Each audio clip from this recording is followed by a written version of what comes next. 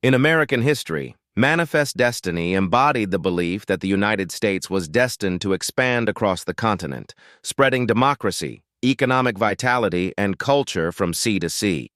Today, amid climate change, resource scarcity, and shifting global alliances, this spirit should be revived. The first step is annexing Greenland, currently under Danish sovereignty, to secure major strategic and economic advantages while paving the way for broader North American unification, including deeper ties with Canada. This bold move would deliver resource security, Arctic dominance, energy independence, and U.S. emancipation from outdated entanglements like NATO, positioning America as the renewed bastion of Western innovation and hope, while Europe grapples with demographic decline, internal divisions, and fading dynamism. Greenland's long history under Danish rule reveals a pattern of colonial oversight marked by paternalism, limited investment, and cultural impositions that persist today. Denmark established trading colonies in the early 18th century, imposing trade monopolies and missionary conversion on the Inuit population. After formal colonial status ended in 1953, Greenland became an overseas county, gaining home rule in 1979 and expanded self-government in 2009. Yet Denmark retains control over foreign policy, defense, and key economic levers while providing subsidies that foster dependency rather than genuine prosperity. With a population of around 57,000, Greenland's economy relies heavily on fishing, over 90% of exports, and Danish block grants that fund roughly half of government revenues, hundreds of millions annually, leaving it vulnerable and stagnant. GDP remains modest at around $3.3 billion, with slow or flat growth and projections of population decline due to limited opportunities.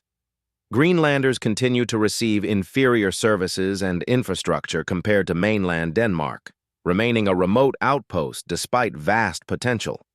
In contrast, the United States is a far superior partner to the former colonial power that failed to fully develop the territory.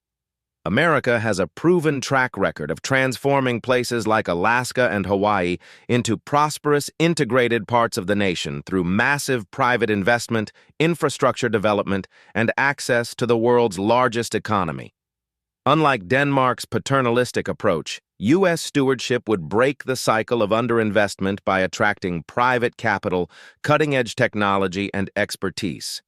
As a U.S. territory or state, Greenland would gain modern ports, airports, broadband, roads, energy grids, full access to American markets, federal funding for world-class healthcare and education, and robust Arctic defense. Moreover, America leads in race relations and social integration, as a dynamic melting pot that has advanced civil rights, legal equality, and multicultural progress. The U.S. offers Inuit Greenlanders greater genuine inclusion and opportunity than Europe's often homogeneous societies, which struggle with slower integration of indigenous groups.